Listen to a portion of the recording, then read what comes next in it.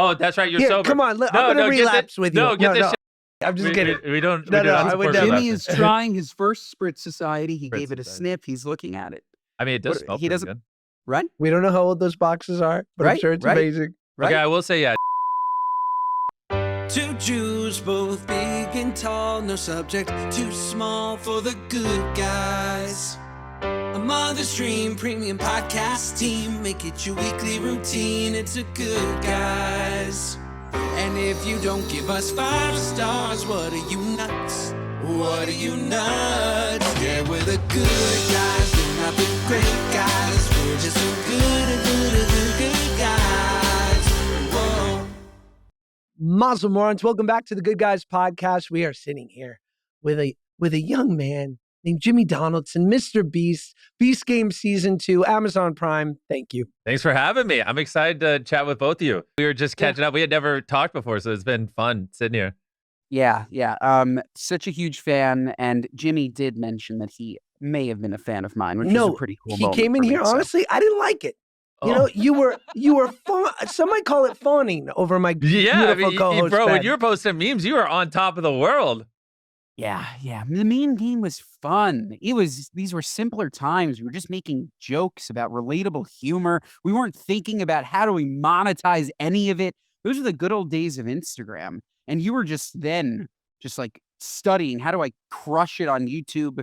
Just growing and growing and growing and growing and growing. And now what? You're the most followed person in the world. I guess. It's unbelievable. Yeah. And that for you turned into selling, is it alcoholic? Yes, they're alcohol. You drink a little? You take a couple sips? I'll take a sip. I'll be honest. I think all alcohol is disgusting, so I'm probably going to hate the way it tastes. But I just think alcohol just tastes like you're burning your throat. I hate it. What about like Buzzball, something classy, a Smirnoff Ice? No, mine, which I also just don't drink. I've only drank alcohol 3 times in my life. But my logic is just make it as little alcohol or like as little liquid as possible and just get it done with, like a shot.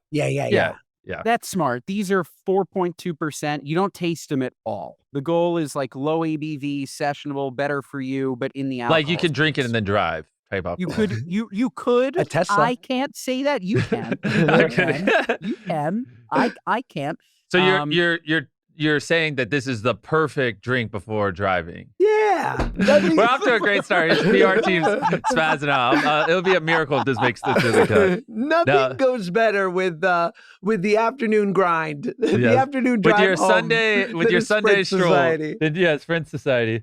Brought to you by Toyota. Sprint Society is not only sponsored by drunk driving, but it's also sponsored by Josh, who has been sober for 17 years. So I it's know. also the drink really? of AA. I'm such a cliche child actor. Yeah. I'm such a burnout. I feel like no one in your team could successfully be an alcoholic just because of how much you demand of their time.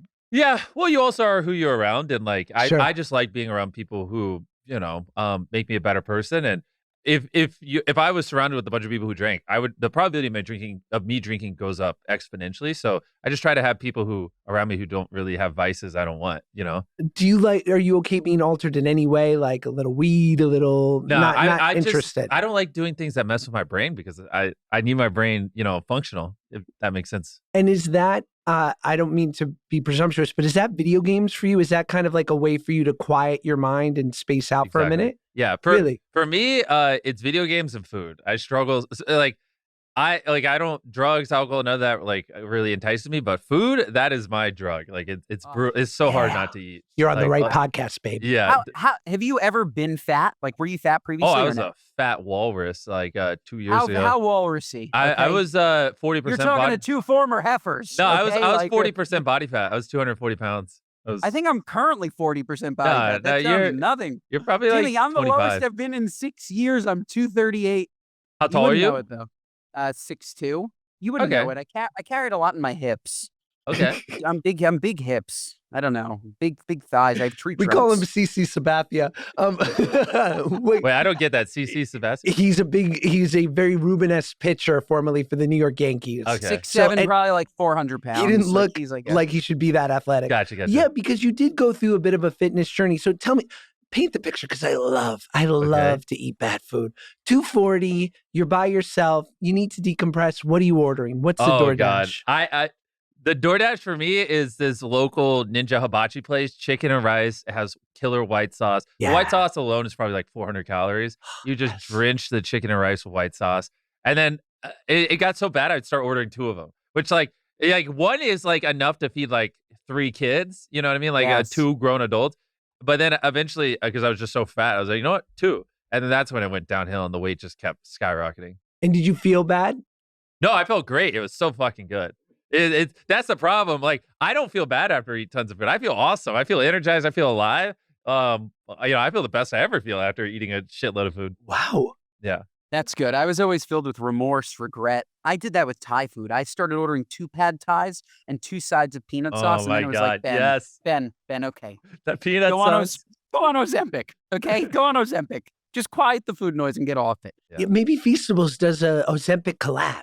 What? Is it possible to put Ozempic in food?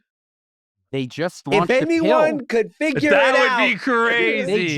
They just launched a pill. I'm just saying. No, but I want had it Ozempic pill in my form- food. Like, I want to sit down with 2 bowls of Ninja Hibachi, and by the time I finish the first one, the Ozempic in it kicks in, and I don't eat the second one. Yes.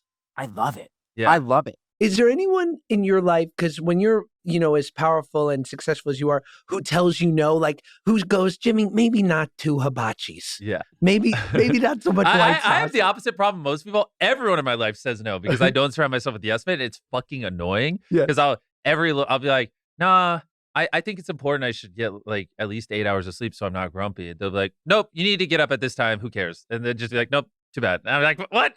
I'm like, I'm your boss. I said I don't want to. They're like, well, this is what you want is to be successful, and this makes you more successful. So you're getting up at 7 a.m. And I'd be like, okay, I guess. Like, Wow. So I mean, it's good 90% of the time, and then 10% of the time, it really does kind of piss me off because I'm like, my team is so focused on pushing me and making me the best version of me. And sometimes I'm like, I just don't want to be the best version of me. I just want to watch anime right now. Leave me alone.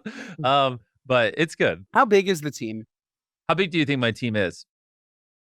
Okay. For just we're a talking across production all- company. We're talking across all businesses? Okay, or just go on- across all businesses. Yeah, full time across all businesses.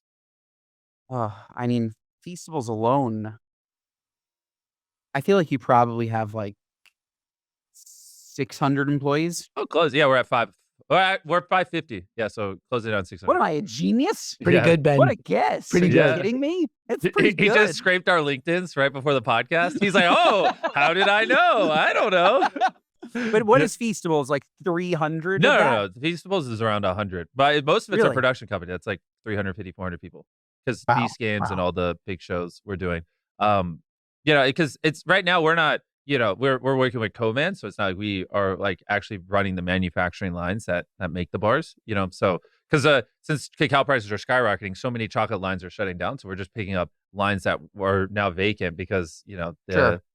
people aren't producing as many bars as they used to. Why do cacao prices skyrocket? I would be honest, I'm probably not the most qualified person to answer that. Okay. But there's a little bit of crop disease and yield was just not as fruitful. And so a lot of it was just people panicking and placing forward buys because they were worried they wouldn't be able to meet demand and supplies. But it's starting to come back down, but it's still sitting like 2.5 times its normal price. That's Wow. pretty crazy. So Isn't it amazing that, 5 years ago you knew nothing about chocolate and today you know everything? Like, I feel that way about Spritz Society. I knew Yeah. nothing about the beverage alcohol industry, nothing. And now I know everything about this fucking horrible, archaic, mafioso 3-tier system. Everything. I'm sure you're the exact yeah, I would same love way. to hear you talk about beverage distribution. It is. If you're serious, I can talk about it forever. I know. There's three tiers, Jimmy. There's 3 tiers. I'm not just selling to the retailer. I have to sell to a distributor who sells to a retailer who sells to a customer. Yeah, and which my distributor margin- are you using? We work with a patchwork, but Southern Glazers is the main one. Mhm. They're And like so the you work biggest with a ones. different There's- distributor in each region? in each state, and sometimes it's 2 per state. So we have 60 and 40 states, and we're a relatively small business. We're nationwide at Target, but besides that, it's not a huge business. The beer guys they have 350 distributors. All Yeah. of them are completely siloed. All of them work off of different margins. It's Yeah, crazy. beverage is brutal. I mean, beverage is essentially a logistics company. That's it. It is. Yeah, which is I have a lot of friends like the Prime guys and others who sell drinks, and I'm like, oh, whereas with chocolate, well, the hard part is for your viewers who might not know as much, like on a pallet, which is how you deliver a lot of your products. I mean, how much you could probably fit theoretically 500 cans on a pallet, whereas I can fit 15,000 chocolate bars, right? Or whatever, because they're so much Huge. thinner. And maybe that's a little high, maybe 10,000. So it's just like much easier, more effective to ship a chocolate as opposed to beverage. And so for us, we just go through large distribution hubs like McLean. And so why can't you use McLean, for example, just to like distribute to Walmart? So it's when it's alcohol, I wasn't going to say like, not that Logan's business isn't very difficult. Non-alcoholic beverage is 100 times easier than alcoholic beverage. Wow. They've tied this up because of prohibition laws where Ah, only alcohol beverage companies can buy and sell alcohol. And you Wow. can't be both a owner, a supplier, and a distributor. You can't be a retailer and an owner. None of these things can mix. Is So this the kind of essentially, stuff your audience is into? Am I hijacking it? Yeah. Okay, by the way, cool. I think they're into. I find this interesting. Josh will be the one to say this is not interesting. Okay. anymore. No, it's But- interesting. but What else yeah. is interesting is my best friend Len works in logistics. Yeah. And the best part of pallets is when the driver is a little hard on the turns, these pallets get damaged and refused. Oh. You know who gets the damaged pallets? Me. Oh, really? Oh my God. They Len'll call me. He'll be like, I have 900 vitamin waters. I'll be Really? like, Len, I don't think I need that much. Yeah. So a couple of Feastables get damaged. It might wind up in my garage. we for our charity Beast Philanthropy, we get some stuff that way. We also, instead of damaged pallets, we more get stuff where like if your product theoretically has a 1 year expiration date, a lot of retailers won't buy it if it's past like the 60% mark. So it's still like a perfectly good product, but if Yeah. it still has like 5 months or 4 months so it expires, they won't buy it. And so it's like, but this product doesn't go bad for another 150 days. Like what the fuck? So like in our case, our charity, we take a lot of that product that retailers are literally just like, we don't want. And then a lot of companies end up just throwing it away, and then we just distribute it to food banks and people in need, because it's like, Wow. yeah. But again, which sounds obvious, but it's just essentially it's like a logistics company. It's just like charities will give it away. It's just like a lot of times, how do you get it from the warehouse to the charity? And it just requires Yeah. a lot of effort and that kind of stuff. But so yeah, it seems like there's just a lot of food, damaged pallets, things about to I love expire, it. lots of waste. It's my nickname, Damaged Palate. No, I do this thing called Feed the Streets, where we actually go to like Skid Row in Los Angeles twice a week. So Tuesday, Wow. Thursday morning, 7 a.m. and we hand out just coffee and donuts. They love Yeah. it. It's great because you get your regulars and they start asking for like triple macchiatos. I'm like, this is just crappy drip coffee, but enjoy it. But we get a lot of like bakeries will give us their day old donuts, and they're Yeah. great and it's perfect. And this way we Yeah. get to feed a couple hundred people with stuff that they would already throw away. Exactly. So it's huge. Yeah. That's the thing. You can't gift alcohol. You can't do anything fun with alcohol. Well, it's just like if you yeah. or you can't you can at a can, large you just scale. don't want to. No, you just- can't. yeah. I can't go to a homeless. I mean, I guess I could. But you don't want to. I don't want to. Yeah, I get don't turned want to. on. Look, 5th and San Pedro gets a little wild. Now, chocolate, Josh. Imagine walking up to a homeless guy. He's had a bad day, and you hand him a bag of fucking chocolate. Yeah. Okay, you're Willy Wonka. This episode of the Good Guys Podcast is brought to you by our friends at Home Chef. Folks, I'm not going to lie to you. I've been in a bit of a rut. I'll post on social media a beautiful recipe that I made. Maybe I'll even post 5 days in a row, and all of a sudden I'll go dark for 7 days. And you know why? It's because I've been in a rut. I've been in a little bit of a rut when it comes to cooking. I don't know what to make. I keep ordering in. It's so much easier. And then I remembered, holy crap, there's Home Chef, which is the best of both worlds, where I can literally pick something delicious. They shop for me, and I can make it. Folks, Home Chef is rated #1 by users of other meal kits for quality, convenience, value, taste, and recipes. If you're feeling in a rut, or if you just want to try something convenient, I'm telling you, Home Chef is it. Home Chef makes cooking simple, fresh food delivered, easy recipes to follow, and meals that actually taste great. And now with dishes co-created alongside celebrity chefs like Ben Savert, Kidding, Gordon Ramsay, you can enjoy restaurant quality meals at home. You'll find these recipes across Home Chef's culinary collection, classic meal kits, and express options, each designed to help you feel confident in your kitchen. Whatever kind of day it is, classic recipes with fresh ingredients, 30-minute meals, oven-ready trays, or quick microwavable lunches, Home Chef has you covered. There's even a dedicated family menu for hassle-free 4 to 6 serving dinners. How easy is that? For a limited time, Home Chef is offering my listeners 50, we love a big code, 50% off, and free shipping for your first box, plus free dessert for life. If you go to homechef.com/goodguys. That's homechef.com/goodguys for 50% off your first box and free dessert for life. Homechef.com/goodguys. Must be an active subscriber to receive free dessert. And boy, oh boy, do you want the dessert. This episode of the Good Guys Podcast is brought to you by our friends at Element. Folks, Element helps anyone stay hydrated without the sugar and other dodgy ingredients found in popular electrolyte and sports drinks. I've been talking to you guys about Element for months, maybe even years. Element is my electrolyte of choice. It's the only electrolyte free of sugars and other dodgy ingredients. You don't want any of those things. We're trying to get hydrated. We're not trying to get bogged down by sugar. And let me tell you, as somebody who used to drink so much water without ever feeling any relief, are you ever just chugging water and all of a sudden you're still thirsty? You're like, what are you, nuts? I just drank 6 bottles of water. Why am I thirsty? Because you're not thirsty, you're deficient in electrolytes. You are dehydrated, my friend. And the way that you get hydrated is not just by drinking water, it's by drinking water filled with electrolytes. And I highly recommend those electrolytes be Element. Electrolyte deficiency or imbalance can cause headaches, cramps, fatigue, brain fog, and weakness. You don't want any of that, okay? You don't want any of that junk. You want to be at your peak. You want to be peak performance level. You want to be Marathon Ben, okay? Marathon Ben every day. That comes from drinking water with Element. You could also probably put it in something other than water. I wouldn't recommend milk. That sounds unbelievably disgusting. That said, take a bottle of water, put in your Element. It's absolutely fantastic. It's not only trusted by me. We're talking U.S. Olympians, professional athletes, special forces, health experts, business leaders. What more do you need to hear? Right now, Element is offering a free sample pack with any purchase. That's 8 single-serving packets free with any Element order. This is a great way to try all 8 flavors or share Element with a friend. Get yours at drinklmnt.com/goodguys. This deal is only available through my link. You must go to drinklmnt.com/goodguys. drinkelement.com/goodguys. Talking about all the, losing weight and going from 240 pounds, being on screen nonstop, right? You have a videographer with you every day. Do you feel that vanity aspect? Do you see yourself sometimes and go like, oh, I feel like a little bloated there? How much are you thinking about that? Does that matter to you? To be 100% honest, I've been on camera since I was 11. My entire life's on camera. Not really. I'm on camera so much that it's just who I am. And I don't know how to put it into words. It's just it's like asking you, like, sometimes you struggle to breathe. Like, you're like, I don't know. Yeah, maybe, I guess. But I don't know if that makes sense. It's just, no, I don't really think of it. I just live on camera. But you've had a glow up. That's sort of like was that a conscious effort? I definitely look way better now that I lost 40 pounds of fat. Yeah, exactly. But if your question though was like, do I like notice these things or feel like bloated one day or not?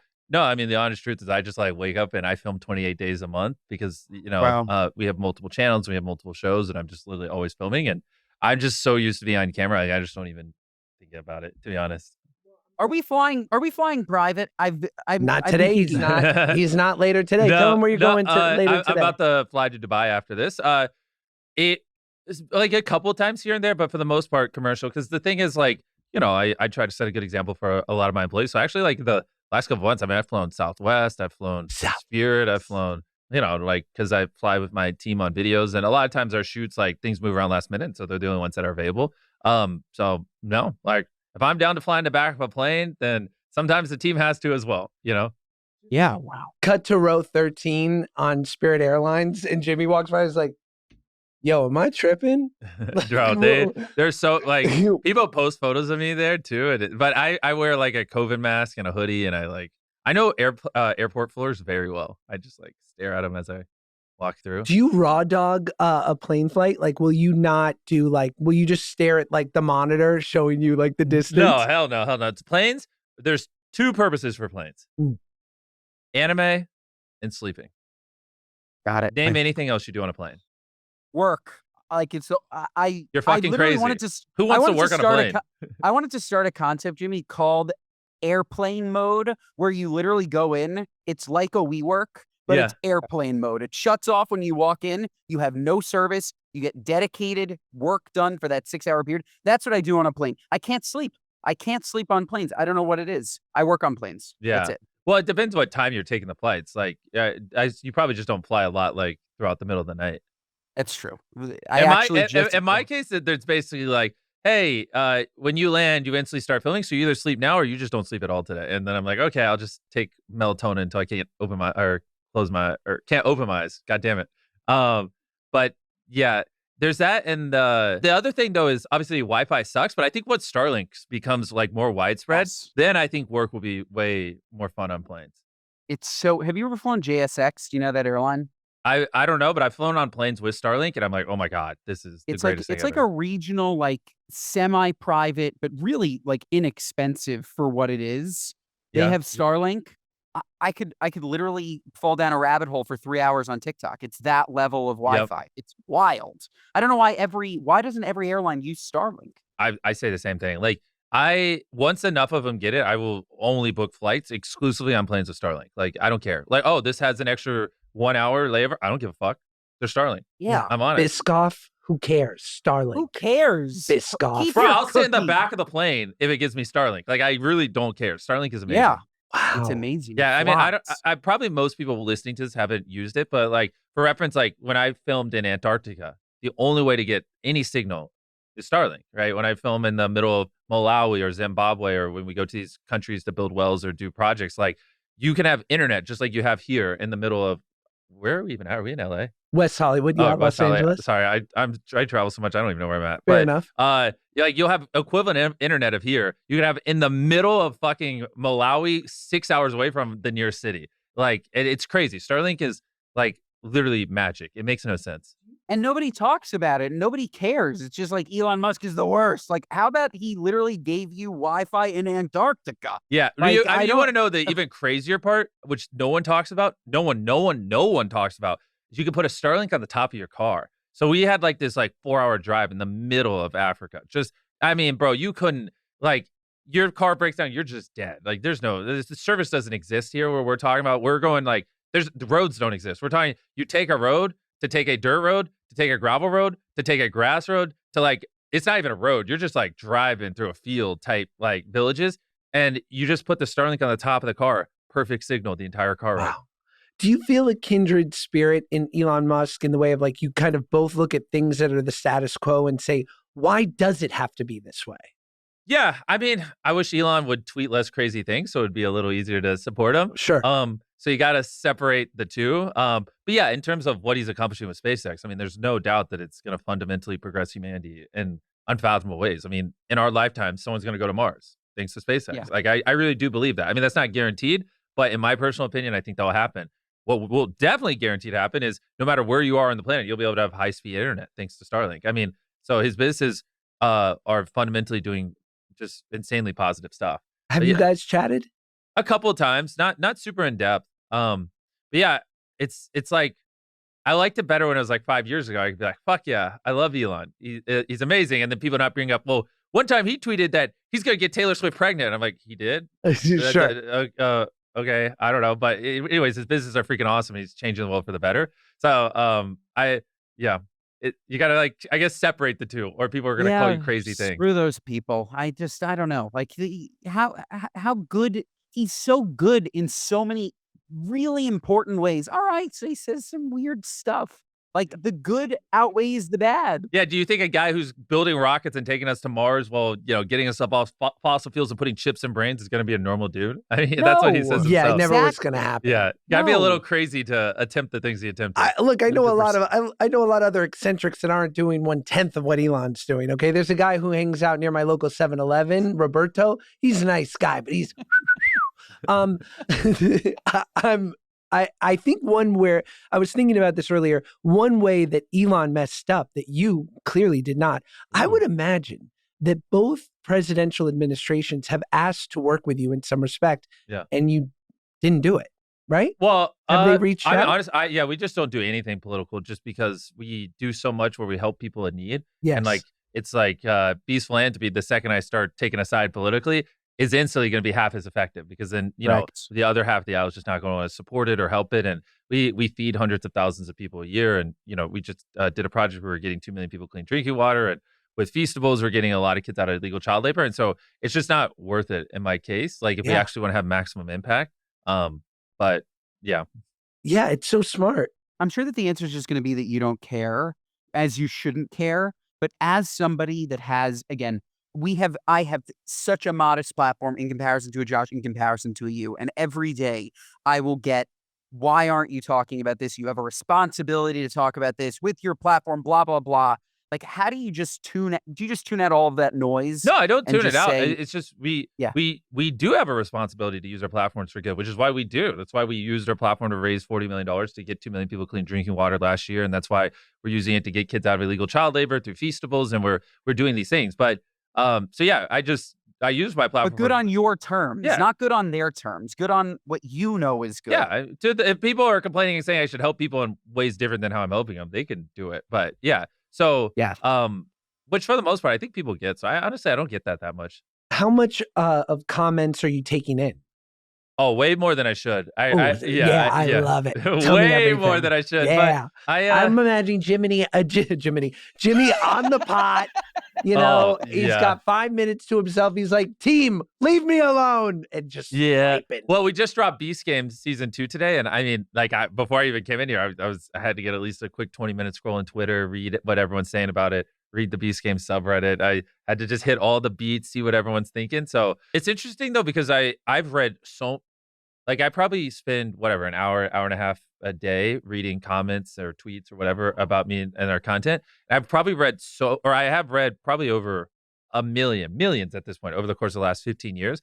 And so I'm so like emotionless and stonewalled at this point. Like you could tweet at me like, Jimmy, go fucking kill yourself. I hate you. And I could read that and I would literally feel nothing because I've read so many things on both sides of like the spectrum of people who love me and people who hate me. You just like get numb to it over time. And all you're looking for though is like, do 95% of people enjoy it? Like your video, or did 95% of people, what did they feel, right? You don't want to, you never over-index on the crazy loco, outliers. And that's kind of what you'll see, is like, as long as like 95-ish% of people enjoyed what you put out or liked it, then you're good. But you're never going to make 100% happy.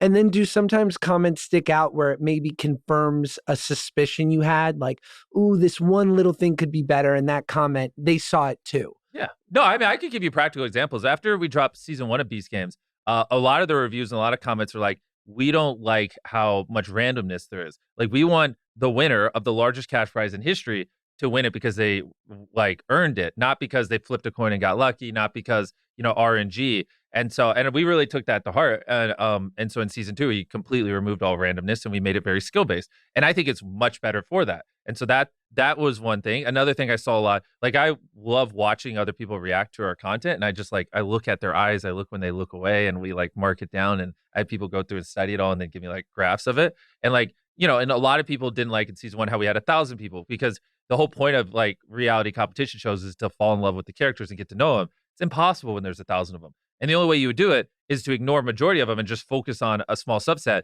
But then if you're just focusing on a small subset, then just don't have that many people. It makes no sense, right? So that's why in season 2, we started with 200 people instead of 1,000.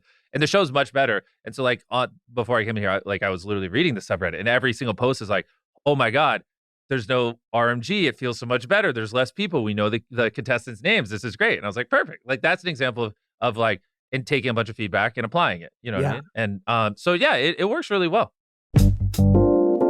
This episode of the Good Guys podcast is brought to you by our friends at Durable. Folks, build your business with Durable. It's your AI partner that creates your website, writes your content, and helps you grow online. Everything you need to launch and look professional, all in one place. Folks, Durable is it, okay? Long gone are the days of hiring an expert. We don't need those experts. We are the experts with AI. AI builds your website and brand instantly. Just tell it what you want it to do, and Durable handles the copy, layout, and designs. Editing and customization is super easy and intuitive too. No coding or design skills needed. It's everything you need to launch and grow. We're talking built-in SEO, analytics, and blog to help you get found and stay consistent online. And it helps you look professional fast. Includes a free custom domain, mobile-ready design, and an AI design generator for business logos, social posts, and other marketing materials. Your business is all in one place. We're talking managing invoices, contacts, and updates without switching tools. Folks, Durable is it. So visit durable.com/goodguys and get started with Durable for free today. When you're ready to publish your website, use code GOODGUYS for 30% off all plans. That's a big 30% off all plans. That's DURBLE DoorDash.com/goodguys. Try it for free, then use code GoodGuys30 for 30% off your plan today. So visit Durable.com/goodguys and get started with Durable for free today. When you're ready to publish your website, use code GoodGuys for 30% off all plans. That's a big 30% off all plans. That's Durable.com/goodguys. This episode of the Good Guys podcast is brought to you by our friends at Built. Folks, it's 2026, and if you're still paying rent without Built, what are you, nuts? It's time for a change. Built is the only loyalty program for renters that reward you for your biggest monthly expense, your rent. With Built, every rent payment earns you points that can be used towards flights, hotels, Lyft rides, Amazon.com purchases, and so much more. And here's something I'm really excited about. Starting in February, Built members can earn points on mortgage payments for the first time. How amazing is that? Soon you'll be able to get rewarded wherever you live and unlock exclusive benefits with more than 45,000 restaurants, fitness studios, pharmacies, and other neighborhood partners. Personally, I'd redeem my points for restaurants. Folks, all I do is eat. I love food. Don't you? Food is delicious. Or maybe, I don't know, a hotel stay. That sounds nice. A nice little cottage by the beach. How easy is that? It's simple. Paying rent is better with Built, and soon owning a home will be better with Built too. Earn rewards and get something back wherever you live. So folks, are you ready to join the loyalty program for renters? Go to joinbuilt.com/goodguys. That's JOINBILT.com/goodguys. Make sure to use our URL so they know we sent you. Joinbuilt.com/goodguys. Have you always been this data driven? Like I remember I listened to you on Diary of a CEO, which I loved, and you just broke down YouTube in a way that I didn't know people did, which is naive of me. But I didn't realize that people were intentional about the way that they made their videos. I just thought that a creator was a great creative or they weren't, and that they put out enough content that maybe it's stuck. But hearing you talk about how data-driven you are just across the board, like, was that always something that was important to you? Yeah, I love math and I love analytics, and data just flows in my veins. And so, what's interesting is, like we talked about before, I have hundreds of employees. I mean, we're spending, if you include play costs, probably $4 or $5 million per video on average on the main channel. And so, when you put that much money behind it, you can't have it fail. So you really got to know what performs well and blah, blah. But what's interesting, though, is the more you study data on YouTube, which if you listen to the Diary of a CEO, you probably heard me say it, the more the data shows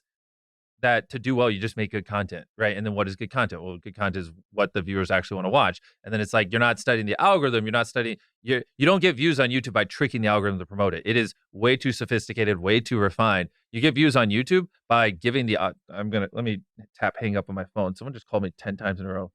No one's dying. I'm sure it's important. It's my mother. 99%. It's probably someone be like, "Yo, I love Beast Game Season 2," like or whatever. It's my mom. She needs to get a hold of me, and she got your number. Okay, yeah. My mom would do the same. Jimmy, I need to talk to my son. My remote control won't work. I can't watch my programs, Jimmy. I'm a big fan. Sorry. No, you're good. You mean I can't watch Beast Game Season 2? Season 2, Beast Game Season 2 on Prime Video. Well, let's see let's get a marker for how many times we say it. Hell yeah. We are great shills. We will shill it up, Papa. Huge. Okay. Huge. Hey, I'll show the alcohol in return. I got you. Mano, mano. Great. Love it. But what was I even saying? We were talking about a data-driven. Oh yeah. So the data just points to making videos that people want to watch. So then you don't study the YouTube algorithm. You just study what is that people enjoy, and then that's where. So it actually does come back to, though, like being very creative and making good content, because that's what people want. But it's that added layer. Like, I don't know. Like, we're creative. We're all creative. Then takes. It's very rare that somebody has both brains. And that's what I think, not to kiss your ass, is what makes you so special, that you have both brains. You're almost there. There's 3 brains, right? You're nailing it. There's the data analytical side. There's the creative brain. But the third brain, that is arguably the hardest, is also the entrepreneurial business brain, and being able to scale up a large production company and build the largest sets in history and do all these things. And that's where, yes, most creators are one of the 3. Very, like, you can probably count on your hand, creators that are 2. And I'd say we're the only ones, which is why we're so big, that do all 3. Like, we actually function, because, like, typically as people scale up and they hire more people, they lose all creativity, they lose all soul, right? The way you run a large production company, you start to serialize and you format things, which destroys creativity, innovation, and then things get stale. And so it's like very hard to run a large production company like ours while still keeping things fresh, while still taking risk and, innovating and adapting. I find it interesting, was part of the agreement early on with your buddies like Nolan and Chandler when you just started that they wouldn't have their own channels, that they would be working for you? Well, early on, Chandler, when we first started, I mean, he was working for like $10 an hour and he was kind of like janitor, basically like mopping the floors and things like that. So no, there wasn't an agreement that he would do any of that. He was just literally a janitor. And then he popped in a video because we didn't have anyone and fans really liked him. We started putting him in more videos. And no, it's not like we had like formal paperwork or anything back there. It was just kind of like, oh, they like you, be in videos. And then same thing with Nolan. Me and Nolan became friends and we watched anime a lot and we talked about anime. And then I was like, yo, come be in videos. I need more people. Yeah. So definitely not how you would think the largest YouTube channel in the world kind of started, but no, it was just literally like, oh, they like you, be in the videos. Well, because I remember like when I was filming with David Dobrik a lot, and it eventually became where obviously everyone had a channel and we all were sort of drafting off David, if we're being honest, right? Like he would set the pace and then everyone's videos would do well subsequently. And understandably, as you know, as the workload of being a massive YouTuber grew and grew and grew, he just had like less time for everyone else's video, understandably. And I think he was sort of at that crossroads of like, well, I can pay them and they can become my employees, or I can be in their YouTubes because they're in mine and they need to make money too. I think you probably picked the smarter route. Yeah, well, and they obviously have equity in the businesses, and so I think they'll end up making tons of money, I think it's definitely better this way. Like I think making content with me and owning part of the companies we're building, like Feastables and all the other stuff we're doing, will end up netting them infinitely more than if they had made content on their own. And so yeah, I'm excited. I think the next few years are gonna be crazy. Oh my God, it's so much better than Chandler calling you saying, hey, let's do a mukbang. You know what I'm saying? Yeah. No thanks. Sorry, Ben. Is the goal to exit those businesses? Like you mentioned, your employees having equity in like a Feastables, is the goal to sell it to a Hershey or Mars or whoever? I mean, I wouldn't rule out selling one of the businesses. I mean, if it makes sense at some point in the future, but no, more than likely it'll be just because we have a holdco that owns it all, and it would just be IPOing the holdco that has all our content and all the CPG and everything we're doing in it. And are you laser focused on Feastables, or is your brain thinking, okay, I'm tackling cocoa, I'm tackling what's going on in Africa with the child labor? Like, is there like another? All of these industries are built off of the backs. When you're at that scale of something like that, there's something comparative where people are getting rich because somebody is working for not enough money. Yeah. Like, does your brain go towards what can I do next, or are you laser focused? Well, there's a difference between getting rich because someone's not making enough money and then using illegal child labor. So I'd say it's a little different. It's not like they're paying a minimum wage. They're like farmers make on average less than $1 a day in West Africa, and 46% of children in farming households work in illegal child labor. So it's but on the time of on your question of time distribution, no, it's all of the above, right? Because I also have to be we have kind of like three things, which is like the content, which is Beast Games. We have multiple YouTube channels. We're doing animated content, and we're working on we're working on a book with James Patterson and a bunch of other stuff. So building just the media into ideally one day building the next our own mini version of Disney and doing it through social media as opposed to more traditional formats, because like even like Beast Games, like that's the number one viewed unscripted show ever, and I have so many other shows that I want to do that I think could be just as big and crush or not ever number one unscripted show for Prime Video. So I want to do more streaming shows. There are other YouTube channels I want to do. At some point, obviously other people are gonna have to take the host position because I can't do it all. Sure. But yeah, we got to keep building out media, which obviously takes a shitload of time. And then CPG, we have Lunchly, which is a lot of pre-made meals. They just, I'm not allowed to name names, but if you were to look at the landscape, you'll notice that a lot of big competitors in pre-made meals don't use real cheese, and they legally can't even call it cheese. They have to call it cheese product. And so with our pre-made meal stuff, we were like, whoa, what if we use real cheese? What if we use turkey that doesn't have nitrates and we just use clean ingredients? And so, yeah, in CPG, we have Lunchly.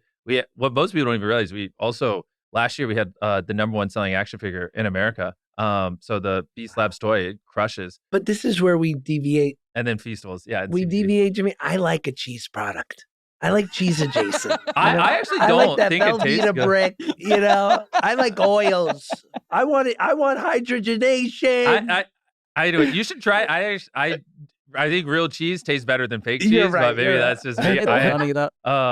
Maybe you can call me weird, but I prefer my cheese to be cheese. Fair enough. But and then so in CPG it's Feastables, Lunchly, and the toys, which Lunchly is so genius. I remember when that came out, and it's just like there are so many products like that. Like, why don't you make you can't call it Dunkaroos, but like that's another one. Or like, why wouldn't you bring back like nostalgic products like that have just, I'm sure somebody still owns Dunkaroos, but you could buy Dunkaroos for.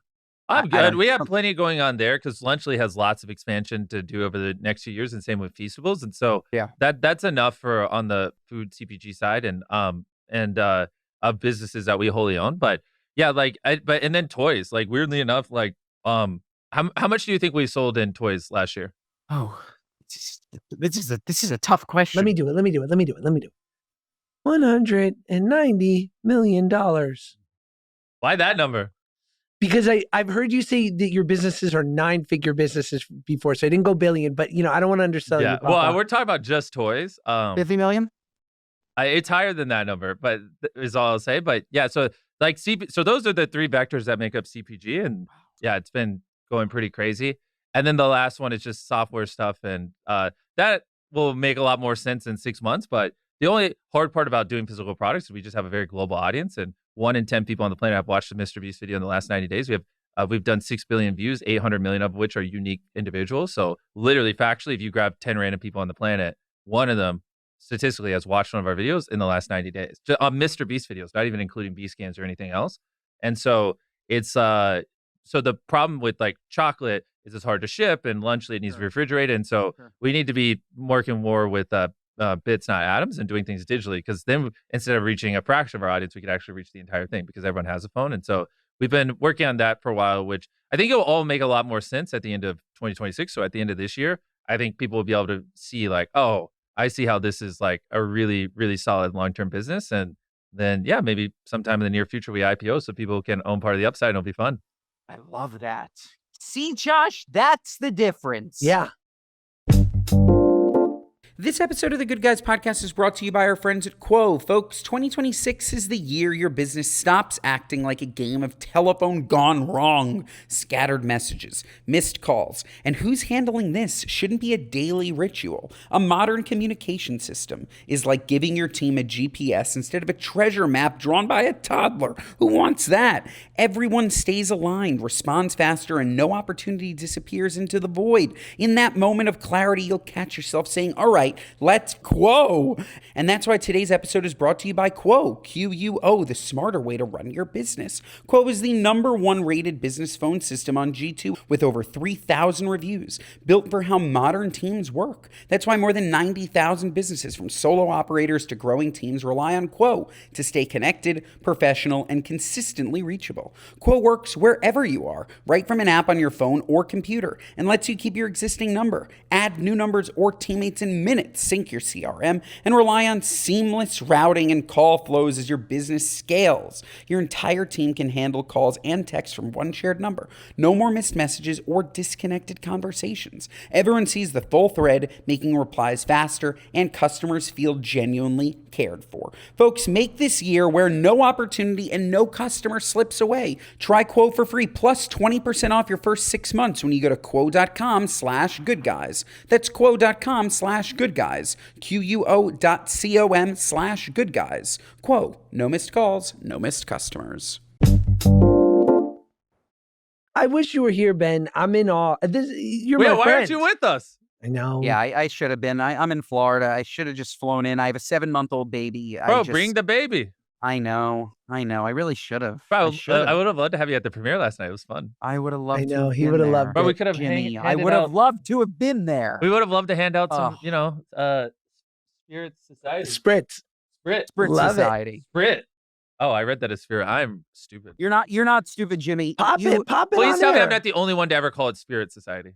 You're not. Okay, You're thank not. God. That makes me feel Good. better. Drinking warm alcohol might not be the best experience for somebody who doesn't like it. That Yeah. said, I was Hopefully told love you the don't packaging. taste the alcohol. The official Yes. canned alcohol of maybe cheerleading Spirit Society. It's weird. Okay. Yeah. Well, Oh, Jimmy that's is right, now you're Yeah, so- trying. come on. I'm No, gonna get relapse thi- with you. No, get this shit I'm away just from kidding. him. I'm just We- kidding. We don't. No, we do no, not I would support never. Jimmy relapse. is trying his first Spritz Society. He Spritz gave it a Society. snip. He's looking at it. I mean, it does What- smell he pretty doesn't- good. Right? We don't know how old those boxes are, but I'm Right, sure it's right. amazing. Right? Okay, I will say, yeah, it does not burn like normal alcohol. No. So no. that's basically all I'm judging it on. My throat is not burning, which is Dude, nice. Okay. Jimmy, you no are burn. rad, brother. Yeah. Drinking on a burn. podcast. What is this, Joe Rogan? You are rad. Joe Rogan would be brother. doing a blunt. Somebody get the man some ice. Yeah, yeah, you're right though. Warm alcohol, definitely. It's No, a choice. You don't, It's a you don't choice. want warm alcohol. You don't even want a warm Diet Coke. Like the warm beverages. True. Yeah, you're right. Warm beverages in general. Yeah. I guess unless it's tea, hot tea. So Delicious. tell me about. I'm dying to know because you know I'm petty. I'm Okay. petty Peck over here. Petty. I love hearing the story you told on Diary of a CEO of how initially when you were pitching Beast Games, Oh yeah. there were streamers who were like, "We've been burned by internet people in the past." Yep. And like you already are walking in there with hundreds of millions of subscribers, 150 million views per video uploaded. Yeah. and they were giving you a hard time. Tell Oh us. yeah, yeah. I mean, And name names. Let's keep a list. yeah. I mean, I would love to name names, but the problem is, as I do more shows, I'll have to work with them. And now that You messed up. You want No, some of this? I don't know. Anyways, but yes, let's not get me in trouble. No. When we had Beast We'll Games, cut it out. We'll cut it out. No, you don't have to cut it. Okay. Put it in. I'm not that big of a Jimmy's softie. like, how did you know? When we first started Beast Games, I mean, it was a pretty crazy concept. It was, I'm going to build a city. I'm going to put 1,000 people, more than anyone else in history. I'm going to grab the largest cash prize in history. I'm going to build some of the largest sets that have ever been built in entertainment history. We're going to set up more cameras in history. We're going to break 50 production world records, literally 50 things that have never happened in the history of entertainment, of any movie, show, anything ever filmed. We're going to do all of this, and we're going to bundle it all up into a beautiful 10-episode show, and it's going to be done by the end of the year. And obviously every streamer's like, bro, you're fucking crazy. Like, no. Like, Why? Why no? Did they and- cite and- why? Yeah, that's I don't want to go as Okay. in depth, but I mean, one of the bigger reasons, like, yeah, like what you said, they've worked with other influencers and they got burned and it wasn't as good. And I just kept telling them, I was like, guys, the influencer you just named has 2 employees. I have like 300 employees. Like, I'm a production company. I'm not in, like, you guys just don't get it. And I'm like sitting there and I'm staring at like this head of unscripted, like, why are you comparing me to them? Like, what do you mean? Like, yeah, you got burned. They make TikToks. They don't even make YouTube. Like, what do you? Like, we're not the same. You don't even know the difference. Have you even seen my videos before? And so And because you're a production company, though, why wouldn't you at that point have just produced it and sold it to them? Like, would that not have been, or is that was- an option, or no? it was a lot of money. Okay, there you Yeah. 100 million, right? Or 80 million? On season 1, we spent way over 100 million. Yeah. But 100 is what Amazon gave you, or I don't know. If I'm not said talking about officially. I lost a ton of money on season 1. Wow. Did Season we 1 lose was, money on season 2, or we finally made money? well, they're still spending money on it, but no, not like season 1. No. Thank God. Season 1 was brutal. I cannot afford to do what I did on season 1 ever again. Jimmy's accountant just went, "Ah, Yeah. ah." No, we lost tens of millions of dollars on season 1. Because I just I didn't care. I just was like, I want to make the greatest season of unscripted television ever. And they're like, you could do 700 people. I'm like, no, 1,000. We can make the cash prize $8 million, not $10 million. Nope, $10 million.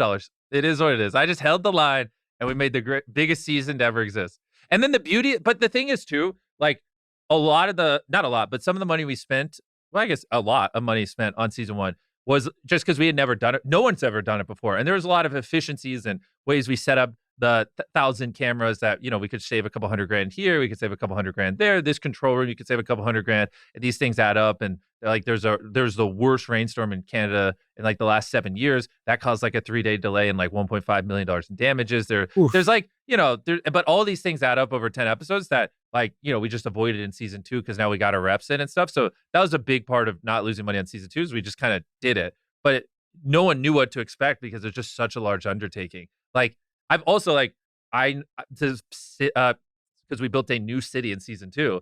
The second time you build a city, you're a lot more efficient than the first time you build a city. Sure. So I'd never constructed a city before. I didn't know what I was doing. I was just like, I want to 50-foot tall tower. Fuck it, make 2 of the towers. I don't know. Like now, Gosh, it's like setting up those stupid toys for infants. Mhm. You ever Yeah. you ever set up one of those chairs? The first Yeah. time you set up one of those bouncers, it took me 45 minutes. The second time, 2 minutes, Jimmy. I relate because we have towers for our cats. Same thing. First cat tower, like an hour. The next 2, bro, I was like, done. Easy. Done. Yeah. Easy. No problem. Of course that goes there. Yeah. Of course that goes Well, there. like an example of like problems we ran into in season 1 is like we use so much scaffolding in our sets that and like the Olympics was around that time that like there was like no scaffolding in the world. Like we use more scaffolding than the Olympics, and like other production companies God. were calling us and complaining because they like in their like 50 years of doing movies and stuff, they're like, no one's ever taken all the scaffolding in America. Like, what the fuck? They're like, we need scaffolding. And I'm like, guys, I didn't intentionally like become the scaffolding mafia. I just had like these big sets and like tell the scaffolding companies to make more scaffolding. I don't know what to tell you. And so we like accidentally like took all the scaffolding in America to build because our sets were so large and like there's just none left. Like it was more than the Olympics use. And like and so like yeah, I was like having to like apologize to other companies because I was like messing up their shoots because they're like, what do we do? I was like, I don't know, but you can have this in like 4 weeks.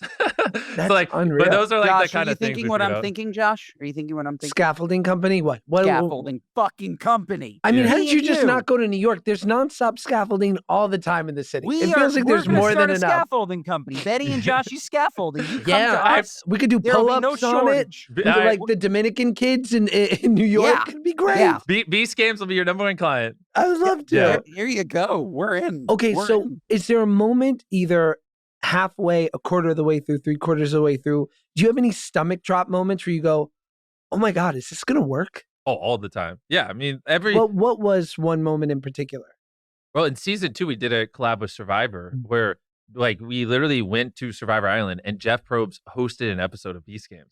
And like until I actually got there, I was like, he's not doing this. Yeah. Like why would he host an episode of Beast Games? Not only that, they were gracious enough. They were amazing to work with. They let us use some of the Survivor team during the off days and they helped like set up the Beast Games on Survivor Island and we used their camera crew so it really feels like Survivor. And like I was like, this is all a prank. Like I'm gonna get there and Jeff Probst is gonna be like, who are you? Leave. Yeah. I don't care. But no, we got there and he was very nice, very like he taught me a lot about hosting and like, you know, helped me perfect some things and he hosted the episode and it was like one of the greatest things I've ever filmed in my life. It was awesome. And then I love to hear this. So once it's a success, tell me about the calls. Yeah. Tell me about the good calls that come in. I mean, be it from, you know, the higher ups, the fancy people at Amazon, and maybe just some of the higher ups in the world. Who's calling? Yeah, I mean, that's where the thing is with season 1, no one had any idea how well it would do. And so like, you know, we have this thing that is all these crazy world records, everything, just take everything and just amp it up to 10,000. And we're about to drop it. And it's like, it's anyone's guess how it's going to do because nothing like it ever existed. And so it's like once we dropped it and it started hitting all the world records and breaking viewership numbers and, you know, over 100 million people have watched it now, which is pretty crazy because it's on a streaming service behind a paywall, you know, then it's like, yeah, those feel good because, you know, it's fun because they took a big bet on me because there's no guarantee it would do well. And so to be able to be like, hell yeah, it worked out, you know, and it's like, it feels great, you know. Do you cry? Do you ever have like moments where you're overwhelmed by how giant this all is? No, not really. Cool. The second we finished season 1, I Cool. was like, all right, let's go film season 2. I cried at a commercial earlier. Okay. This is like, I got to tune in my antidepress. You're crying at the premiere. Jimmy's Dude, I did. You did? I did. Which scene? First of all, I got to watch the first 2 episodes. It's spectacular. And by the way, there's this wonderful love storyline in the first 2 episodes that is like I just can't wait for my wife to see it. But you know what? I get choked up watching my son Max, who's 7 years old, who you've been incredible to, like absolutely loving every minute of it. And I was speaking with the wonderful Marta on your team, like it truly is. I'm not just saying this, something that my 3-year-old, 7-year-old, and my wife and I in our 30s can enjoy. Yes. And that is so rare. Yes. It's so rare. Exactly. Well, and that's the thing with Beast Games, the co-viewing viewership, which is like the app was on season 1, it was like 2.1. So on average, if a TV was playing it, there's over 2 people watching it, which is like unheard of for a show. And so it was like, you know how you have that feature on Instagram where you can see when people tag you in a story and you can like flip through stories. So I'll flip through the Beast Games account and it's just never ending photos of families around the couch. And it'll be like sometimes it's like a grandpa, then their kids, like the mom and dad, and then like 3 little munchkins, and they're all watching it, and it's like a thing they get together. And a lot of my friends, they'll call, like Casey Neistat, he called me during the season 1 drop, and it was dropping every Thursday. And then like Monday morning, he called me and he's like, just listen. And he walked in his daughter's room, and his daughter went, "Is Beast Games out? Let's watch Beast Games." And he's like, "No." And then he called me the next day, and she's like, "Is it Thursday? Is it Beast Games?" And then every Thursday they would watch it together. And it's like, we got, like, I don't want to over exaggerate. Like, I personally saw dozens of letters, but I know we got hundreds because the team read them, of letters from like moms and dads being like, "This is the first time I've been able to really connect and bond with my kid in a while." And like, I didn't have to fake it, because normally I have to like act like I like the show, but it's like, I actually like the show and it was cool. And me and my son get together every, Thursday, and we watch it. And it's like been a good bonding experience to, actually connect with my kid. And so like, that's kind of what we're going for. And that's why I'm like, sometimes like a contestant will swear, and I'm like really adamant with the editors. I'm like, let's do our best not to leave that in. Like, let's keep it family friendly, because it really is a family show. And I want them to be able to trust that, nothing inappropriate is going to pop up for their 7-year-old. Yeah. But what would Beast After Dark look like? Like a Patreon Mr. Oh, Beast. I would Let's crush that. I would crush Mr. Because Beast. you're a little cursor. Oh, yeah, I know. I I need to stop. The problem is when I do podcasts, because I do swear a little bit, and then like it throws people off because I don't swear in my videos. You're allowed. Yeah.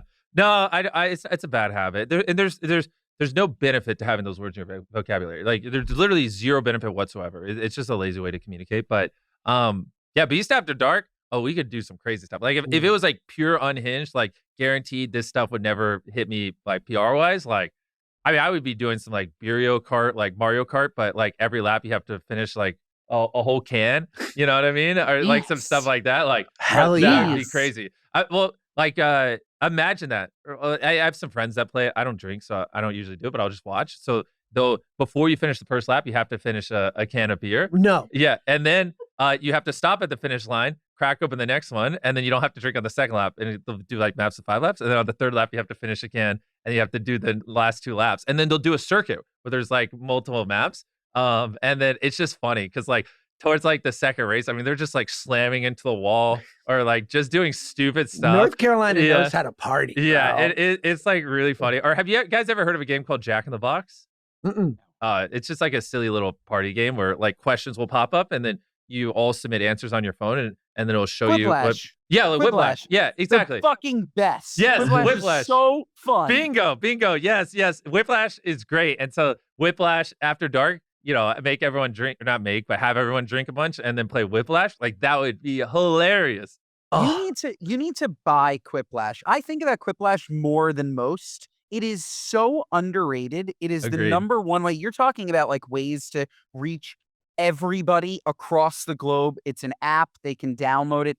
And Josh, it's like Mad Libs. It is so funny and so fun, and it is so underutilized. Invite friends over and play with them. It's just literally, you just open up a web page on your phone, and then you just put it on your TV, and then basically it'll have like a sentence, and then everyone submits answers, and then it's anonymous, and then you vote which answer is best in the sentence, and it reveals it. And then like people will just say like crazy stuff. It's group Mad Libs, and it is hysterical. Yeah, it's so funny. Especially if you're on like a group trip, and then you have like an inside joke, and you're just beating the inside joke into the ground.